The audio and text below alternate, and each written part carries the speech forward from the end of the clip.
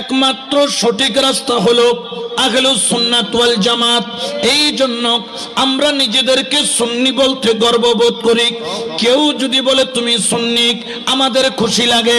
আবার কিছু ভাই আছে, ধরেন কেউ ওয়াহাবি করে, আমরা যদি তাকে বলি তুমি ওয়াহাবি, সে কিন্তু সেইটা যায়।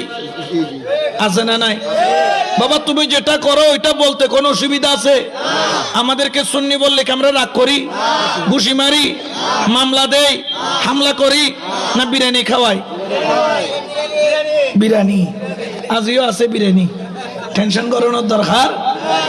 এখন তাদেরকে তাদের নাম বললে তারা কি করে? নারাজ হয়ে যায়। কেন? আপনিও মুসলমান, আমিও মুসলমান। হ্যাঁ, হয়তো বা আমারটা আপনার ভালো না লাগতে পারে, আমার আপনাকে ভালো না লাগে, এটা ভিন্ন বিষয়। আকীদার ক্ষেত্রে আমরা কারোর সাথে আপোষ করতে রাজি? জোরে বলেন না রাজি? আমাদের আকীদা হলো আল্লাহ এক, আল্লাহর সাথে কাউকে শরীক করা যাবে না। আমাদের আকীদা হলো আমার দয়াল নবী, তিনি হলেন নূরে মুজাসসাম, শাফিউল মুজনাবিন, রাহমাতুল লিল আলামিন, খাতিমুন নবিয়্যিন। ঠিক কি না? আমার নবীর পরে আর কোন নবী? জোরে বলেন না আর কোন নবী? তবে আমরা ওই নবীর উম্মত যেই নবী মরা নবী নয়, যেই নবী হলো জিন্দা। ঠিক কি না? আমার নবী মরা নাকি জিন্দা? আরো জোরে বলেন না, মরা না জিন্দা? জিন্দা রেখেছেন কে? আরো জোরে বলেন না কে? কিন্তু বেজার হয়ে যায় মোল্লা। ঠিক কি না? আমার নবী জিন্দা।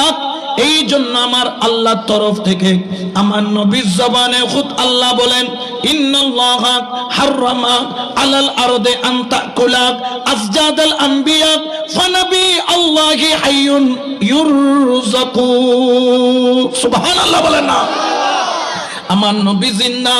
এই জন্য নবী নিজেও বলেন, ইন্নাল্লাহা, নিশ্চয় আল্লাহ তাআলা, হাররামা, হারাম করেছে, আলাল আরদে, জমিনের জন্য, আনতাকুলাক আসজাদাল আম্বিয়া, যত নবী মাটির বুকে দাফন হবে, খবরদার ও মাটি, আমার পয়গম্বরের একটা পশম তুই স্পর্শ করবি না। কারণ কি? কারণ কি? ফানাবি আল্লাহি হাইয়ুন, কারণ আল্লাহর পয়গম্বররা দুনিয়াতে যেরকম জিন্দা, রওজার মধ্যেও সেরকম জিন্দা।